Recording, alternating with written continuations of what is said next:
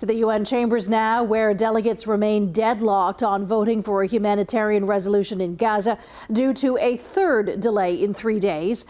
The Arab-backed resolution aims for UN officials to monitor aid corridors, and delegates are trying to avoid a potential veto from the United States. Jason Gaidola joins us live in studio with more on this. Good evening, Jason. Yeah, good evening, Taz. According to sources, the vote is expected to be pushed again into tomorrow morning. And this is after intense negotiations that the USA did not agree with in regards to the drafted plan. Their main concern is that Israel will likely lose control of the corridors for aid deliveries into Gaza, and also over the language of the draft resolution in regards to the hostilities that is happening there. Now, while a vote awaits, destruction and bombardment continues in Gaza, where the Hamas-run Health Ministry says at least 46 Palestinians were killed in an airstrike near a refugee camp. Other Gazan officials add that the death toll has now reached 20,000 people today.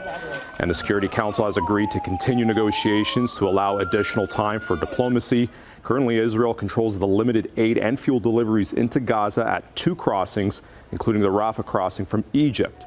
The USA has already twice vetoed the Security Council's action since the October 7th attack by Hamas that Israel says killed 1,200 people and saw 240 people taken hostage. Here's U.S. President Joe Biden responding to the delay. We're negotiating right now at the UN the contours of a resolution, excuse me, the sun's in my eyes, a resolution that we may be able to agree to. That's still going on. I'll be happy to talk to you after that.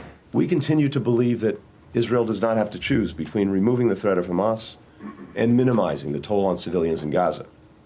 It has an obligation to do both, and it has a strategic interest to do both. We're more determined than ever to ensure that out of this horrific tragedy comes a moment of possibility for Israelis, for Palestinians, for the region.